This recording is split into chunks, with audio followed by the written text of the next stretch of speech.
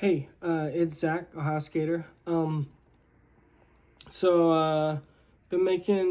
wanted to make a video about a movie because I was talking about how I've been mostly talking about TV shows, but I want to talk more about movies, And this is going to be more in-depth. In the other videos, I was just kind of giving summaries of the shows and movies that I was watching, just like very quick summaries because I was talking about a lot of them. But this one, I went like deep into like one movie, so this is going to be about like one movie, but it's still going to be a longer video because, I don't really know how long it's going to turn out to be, but it's still I'm going to go more in depth than I was before, because we're just focusing heavily on one thing. But also I wanted to go back to like some political commentary. So I decided to watch like a political movie, so it could be sort of about a movie and like political commentary. So I chose a movie that heavily has a lot of political commentary for sure. And it's a really good movie. The movie is Blackkklansman. It's really good. It's directed by Spike Lee, and it's based on a true story. And there's a story about the first black cop of the Colorado Springs Police Department, and he infiltrates the KKK, the Ku Klux Klan, by like calling them and using like a white man's voice, like pretending he's white, and he infiltrates them, and he gets like a white cop to meet them in person, but they work as like a duo, like he talks over the phone and the white cop goes and meets in person. But Ron Stallworth, the black cop, he's leading the investigation. And so I'll talk about, I took notes while I was watching. I took, let's see, 1, 2, 3, 4 pages of notes. I just want to let you know, I am probably going to be spoiling parts of this movie, but I try to just go over cover the more like general themes that it talks about, and just give not go super into the details of exactly what happens in the movie, but like what the movie's about and like the themes they are addressing, and I still talk about a little bit what happens in the movie, but just very basic, and if you really watch the movie, then you'll see there's a lot more detail to like just the sketch I give of the scenes, but I am going to talk about like the general themes that those scenes address, so yeah, anyway, let's get into it. But yeah, spoiler alert, if you want to be completely fresh when seeing this movie, then come back and listen to this after you've seen the movie. But sometimes I find it helps to talk a little bit about the plot of a movie just to get someone intrigued, but you don't have to spoil everything, So, but still, there will be some spoiler. Still, there should be a little bit of a spoiler alert. So, yeah. Anyway, so it starts off with a video of this like guy. He's like an old school racist guy, and I guess he's probably part of some like racist organization because they're filming him talk, and there's like pictures in the background, but he's really racist, and he's giving like a speech about white supremacy, and he's really harkening back to like Jim Crow times because this takes place in 1970, and he's harkening back to like Jim Crow. He's saying those were like the good old days and stuff like that, and yeah, he's calling like the movement of civil rights, like for black people, like a Jewish conspiracy. So like he's really racist, against black people and Jewish people. So but anyway, it opens up with like this black guy. He's getting Ron Stallworth. He's doing a job interview for the Colorado Springs Police Department. And basically the black cops. There's not a black cop, but there's like he's the first black cop, but there's like a black guy from the government there, like doing the interview as well with like the white chief of police, and they're both like pretty conservative, but not in like a racist way, in more like a way where they're like super pro hierarchy, like working for like police or the military, like how they're super pro hierarchy, like chain of command, and like conservative in that sort of way. And Ron Stallworth is like sort of like that too, and that's why they think he's perfect for the job. So because Ron Stallworth says that his father was in the military and like told him how to act right and stuff like that. So so they think he can be the first black cop of Colorado Springs. And they compare him to like Jackie Robinson, saying he's like the Jackie Robinson of the Colorado Springs Police Department. So yeah, it's pretty. That kind of emphasizes how actually like heavy of a burden or responsibility this is, you know. So, yeah. And immediately he wants to be an undercover cop. He goes into the chief of police officer and says like, I want to be an undercover cop immediately, and he thinks he's perfect for the job because they need someone who can spy on black organizations, so he can infiltrate black organizations. That's how it is at first. So yeah, he goes to spy on his fellow black people at a Colorado College Black Student Union event where they're having Kwame Ture, formerly Stokely Carmichael, speaking. This was in real life, like an actual like black rights revolutionary kind of, but leader, you know, social movement leader. This is based on a true story. This is real life. So, so yeah, he was a real person. You can look him up. Kwame Ture. He was Stokely Carmichael, but he changed his name to Kwame Ture. And yeah, so he's speaking to the college Black Student Union, and he's like criticizing the Vietnam War, stuff like that. You know, like during that time the Vietnam War was going on, so he's criticizing the Vietnam War and talking about how like black people shouldn't go off to fight for the white man because they're waging a war on them here in America, you know. So yeah,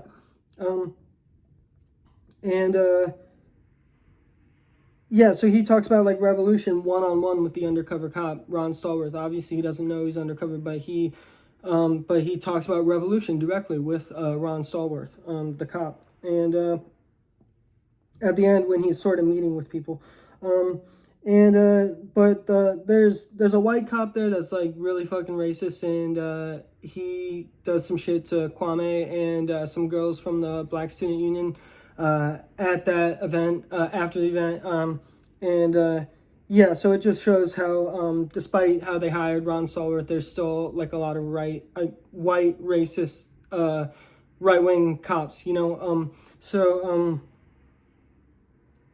Yeah. Anyway. Yeah. He calls the KKK and uses a white accent, and it's absolutely hilarious. Because they totally think he's white, you know, and he says typical white racist things that a white racist person would say, and they totally buy it. So they, some of the white cops are helping him with the investigation, and that's pretty funny. It's kind of like funny in like they address race, but it's like more jokingly, and they're working together kind of way, you know, how like that shit is in movies like that. Yeah.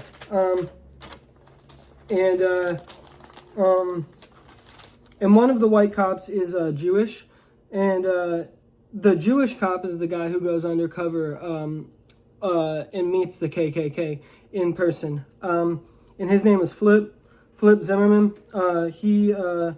He's the guy that actually goes and meets the Klan. And so then we see the guys from the Klan, and they are really fucking racist, dude, like super fucking racist. And yeah, it's just, you know, it's a rated R movie, and it's kind of like one of those movies that has like a lot of racism in it. But it's the main character is the black cop, and he, and you know, it's about him, and it's also about like, black activists, like so Ron Stallworth makes friends with like a woman from the Black Student Union who is like a leader,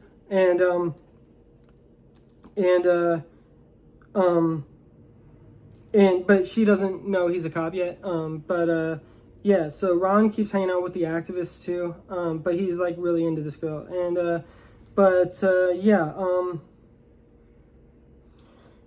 yeah, so there's this guy who's helping him, well, his boss, not the chief, but like the boss below his chief, but still his boss, is like kind of telling him about how he heard from like another dude that that the Klan in those days were starting to go for like a lighter message to try and attract more people and to make white supremacism mainstream. Um, and but really it's just they're acting more peaceful, but really it's just a way for them to elect a white nationalist. That's the strategy that they're going with, like right now. Well, back then in the 70s, I don't know. I've seen like documentaries, like Vice documentaries about the KKK, and they still pretend like these days that even more so they pretend like they're not racist at all. But let's be real, they're really still fucking racist. They act like they're just like a club for white people, and it's just chill, like a chill normal club. They're not violent, but let's be real. I mean, a lot of these people still exist, So, but if you watch those documentaries by like Vice or some organizations, like news organizations like that, like the KKK is like, I watched one a long time ago where the KKK is like handing out like supplies, like food and stuff to the people, and they even give some food to black people. But I think it's just a publicity stunt, But yeah, so the KKK is really trying to make this mainstream with a lighter message, but it's just a way to gain power. And we all know what they really believe. So yeah, So they go back to Flip with the Klan members, and one of the Klan members, his wife is like hilariously racist because like she's like a sweet housewife, but she is just as racist as all the men in the Klan, yeah, she ends up being a pretty big part of the movie. So and that guy who has the housewife is suspicious of Flip. At first he thinks he's Jewish, and like some sketchy shit happens, but Ron Stallworth is listening and he makes a distraction and basically saves Flip. What an interesting conversation happens when the Klan member is like interrogating Flip, like saying he's Jewish and stuff, and Flip is trying to convince him that he's still like a devout white supremacist, the Klan member denies the Holocaust, says the Holocaust is bullshit, and Flip, who is Jewish, says to the guy that he believes the Holocaust is real, but that it was beautiful.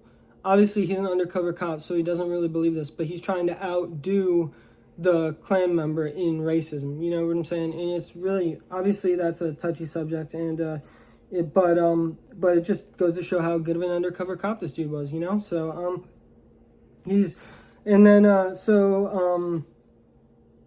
Ron causes the distraction and saves Flip, basically. The guy lays off him a little bit. So but Flip tells Ron that it's dangerous and he doesn't know if they should really be doing this. And Ron tells him he should care because he's Jewish, it goes back to his Jewish religion, ethnicity again later in the movie, and we'll talk about that again too. That's really interesting.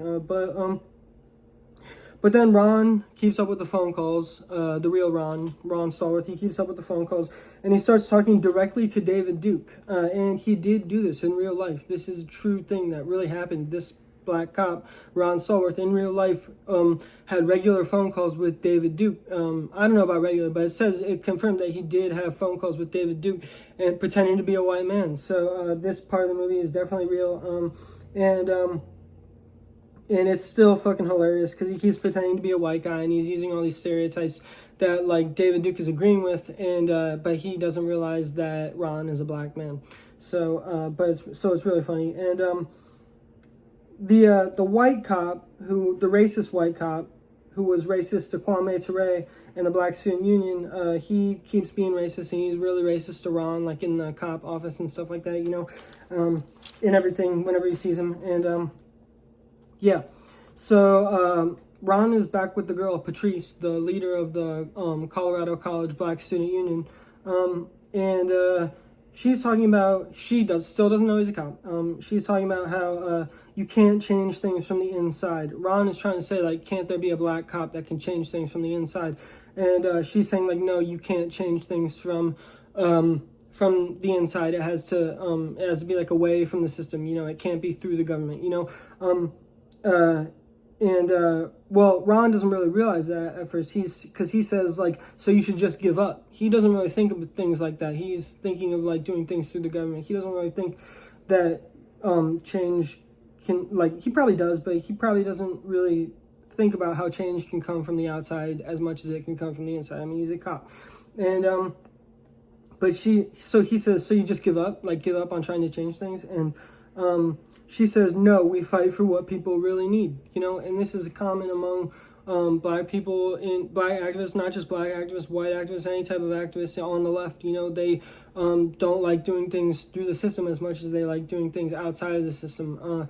And that can be a strength and it can be a weakness, but that is how most socialists are. I'm a socialist. I am in these organizations, and that's how it is. We do things. We do a lot of things from the outside, you know, because we don't believe in the system. We believe in a new system, you know. So we kind of view it as hypocritical, but I'm not totally against doing things from the inside. You know, I supported Bernie Sanders, and I think any way you can make change is good. But this is common amongst the left. This is a common opinion amongst the left.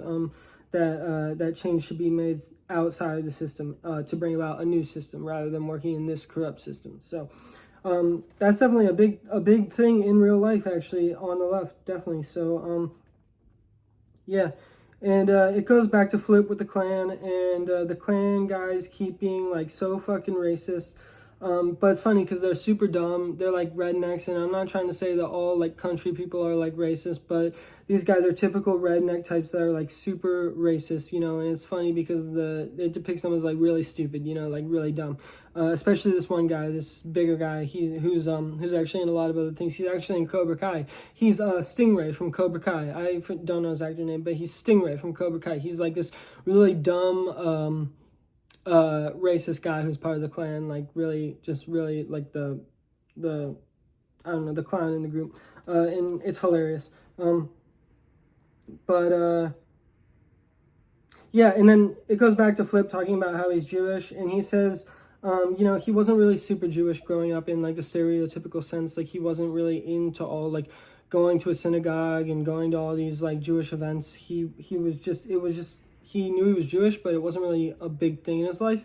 And he says he never really thought about it much growing up, but he's thinking about it all the time now. Obviously, probably after he was interrogated for being suspected of being Jewish, he's probably thinking about it a lot. You know, and because earlier Ron, like, criticizes him for, like, passing as a WASP, and he sort of realizes that he was, but he didn't really think about it. He didn't think of it in that way. He said he just thought he was another white kid. You know, he didn't really, it never really crossed his mind. But Ron made him realize that, and especially hanging out with the Klan and realizing how anti-Jewish they are, as anti-Jewish as they are anti-black, he definitely realized that through that as well. And the Black Student Union is also talking about the KKK, and they bring up the KKK, the local KKK, which Ron is investigating, and Ron goes back to talking to David Duke, the real Ron. He goes back to talking to David Duke over the phone, and also they want to make Flip president of the local KKK, the Colorado Springs KKK. They trust Flip enough that, well, the previous leader really likes Flip. That one guy is still suspicious of Flip, but the current leader wants Flip as replacement. He likes Flip, you know. So Flip has really deceived that guy. And Ron helps uncover that there are Klan members who work for the military. The FBI wants the names of these Klan members. Ron gives them to them, and this guy from the FBI is like, yeah, some of these guys work for, like, military, federal government shit, you know, and they've stolen some weapons and they're planning an attack, and Ron asks for help from the FBI. The FBI guy says this conversation never happened, like, the FBI can't help with this, but he's letting Ron know that there's going to be an attack soon. So, but the FBI guy, he's white, obviously. I mean, well, I don't know about if that's obvious, but I think it's interesting for the movie that he's white, because he tells like the black guy, "You've done a service to your country." The guy from the federal government, the Fed. He's telling Ron Stallworth, "You've done a service for your country." So it kind of shows how some people in the government are starting to become less racist. Because of the civil rights movement and stuff like that. A lot of change was happening back then. They take Ron's investigation seriously, yeah.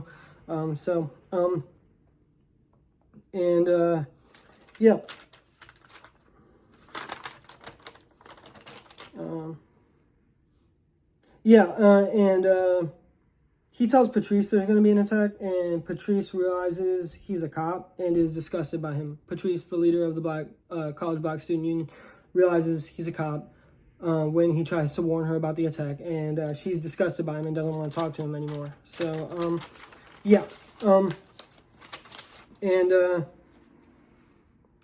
so the chief of police gets Ron Stallworth to do personal security for David Duke when he comes to Colorado Springs. So Ron Stallworth, the real Ron Stallworth, the black cop, is going to be David Duke's bodyguard when he comes to Colorado Springs for an event. And that's it. It's pretty funny what happens. I won't really spoil it, but I guess it's pretty funny. So this part is crazy. Like the college black student union gets this old black guy to do a speech, and he's like, and it shows him talking and it shows David Duke talking at the same time, and this black guy is recounting a lynching that he experienced like growing up, like a lynching that he saw, and David Duke at the same time, it shows him talking about how like white people are genetically superior to other races, and it's those at the same time. And the story of the lynching is insanely sad, and it's very disturbing. It's super disturbing. But this is a real thing that happened. This is a real event he's describing that in history that actually happened. Like I said, this movie is based on a true story, so it's crazy. And they show photos, and it's absolutely disturbing. And then he talks about a movie. This movie is like a famous movie. It's called Birth of a Nation, and it's an old racist movie that was released, a real movie that was released in like the early 1900s or late 1800s, like when cinema was first becoming a thing. And this movie was huge, and it's a very racist movie, and it brought a rebirth to the Klan, the KKK, the Ku Klux Klan. It brought them a rebirth because this movie is kind of about them, and this really is how it was in real life. A lot of people saw this movie. The president showed this movie at the White House, and said it was a classic, basically. And the KKK got a revival because of this movie, and that is true history. So the attack starts to go down, and I don't want to get too deep into the ending because I want you to like really see the ending. I don't want to like spoil too much of it, but the attack goes down and Ron saves the day. But I will talk about, he gets into some shit with some white cops who come to the scene who don't realize he's a cop, and then Flip comes and tells them like, "Yo, we're undercover cops." And then after that, it's like he saved the day, and he prevents the attack basically, and he saves the day, so it's a good ending. It's a good ending. He saves the day, at the end, there's like a funny part where they bust the racist white cop. Like they record him, or they get other cops to sit in on a conversation with Ron, and they realize he's racist, and he gets arrested. And that's a good part of the end. But then the chief says to destroy all evidence of the investigation. And so Ron has to destroy all the evidence of the investigation, and the chief doesn't want the public to know about the investigation, so they have to stay silent about it. And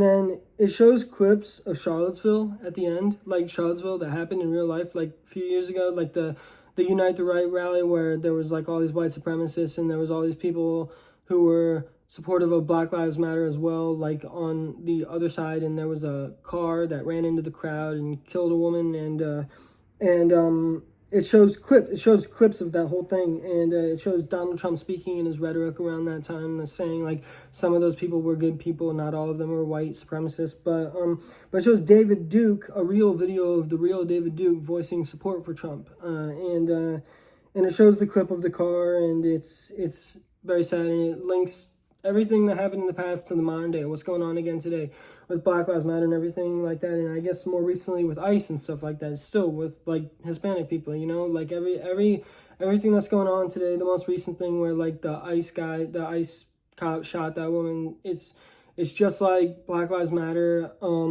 same shit, and it's still going on to all the oppressed people, you know. And but yeah, Charlottesville, it shows clips of Charlottesville and how this was related to Charlottesville, and it really makes you think, you know. And yeah, but it's crazy shit. It's a really good movie, and it's based on a memoir by the real Ron Stallworth about everything that happened, a book that's out there today that you can read. And yeah, so I guess later on he told the public about it after a while, after probably after years, you know, after they were keeping it a secret. But he came out with a book, and then they made this movie. And it's directed by Spike Lee, and it's based on a true story, and it's really good. So, yeah, I hope you enjoyed the review. I hope you watched the movie. If you have watched the movie, I hope you liked it, and I wonder what you think about what I said about it, or if you watched the movie and then you want to comment and talk about what I said about it. But this was a cool video because it was because I wanted to get back to political commentary, and I wanted to talk about more movies rather than just TV shows. And so this was kind of about a movie and political commentary, and all in one. And I hope you enjoyed. It's one of my favorite movies. I love this movie. I mean, obviously, I have a physical copy of it. I just watched it in my DVD Blu-ray player. You know, I love this movie. I think it's fucking awesome. And it is one of my favorite movies, honestly. So I hope you watch it. I hope you enjoy it as well. It's really cool because it's got activism. It's got I love cop stories. I mean, I'm an anarchist, but I mean, everyone loves a classic cop story, you know. I mean, I think it touches on what it's like to be a black cop for sure, you know. And there's a lot of like movies about like cops, and also a lot of movies about like black cops, and you know, there's a lot of people who criticize cops, and even they criticize even black cops, and just like Patrice, just like the relationship between Patrice and Ron, you know. And I don't know, like I said, I think you can make change from the inside, and I also think you can make change from the outside. I think attacking the system from any direction is a good way to do it, you know. So and I still think like anarchism should have some form of law enforcement. Like I'm a prison abolitionist, but I'm not a police abolitionist. I believe but I don't believe in like a government police force. I believe in a system of sort of like security guards or bounty hunters, and like in private investigators, and like private courts, but like cooperatives, and like cooperative insurance, and cooperative rights enforcement, democratic but market-based. But that's my anarchist system of law enforcement. Basically, I believe in fines proportional to the seriousness of the crime rather than prison time. I'm a prison abolitionist because I think prisons are just an excuse to exploit people who are oftentimes just put in bad situations, you know. I mean, yeah, prison slave labor still to this day, and our prisons are overcrowded, and it's because of the war on drugs. And I also think a lot of drugs need to be legalized, but that's a different thing. But still, that's the reason why our prisons are crowded, and and it's just become a disaster. America has the largest prison population in the world by far. So I'm a prison abolitionist, but I guess I'm a police abolitionist, but I'm not a law enforcement abolitionist. I want like cooperative businesses to be law enforcement, or like communal arrangements, communes which own security cooperatives, or local neighborhood, local based, and also free market based law enforcement. I don't believe in government police departments, but I'm not against like law enforcement. So, but yeah, so I do like cop stories, and you know, I do think you can make change from the inside, but I am an anarchist and a socialist, but I'm a market anarchist, I'm a free market anarchist still, but I do consider myself a socialist, prison abolitionist for sure, yeah, and I am involved in activism with a few different organizations, I like the activism aspects of the movie because I've been to protests. They have protests in the movie. I've been to activist meetings. I've been to speeches, stuff like that, and a lot of the way the movement works in the movie is like similar to the way movements work in real life, you know, and it's a good commentary on movements that we have in real life, the socialist movement, you know, and still like the Black Lives Matter movement of today, you know. So yeah, so I like that too, yeah, it's just all around a good movie. I think it's a badass movie. I think it's a funny movie, and I think it's a political movie, you know. So all around, that's shit I'm into, you know. So I like it. I hope you like it too, and I hope you watch it, and I hope you like it too. So anyway, till the next video, peace.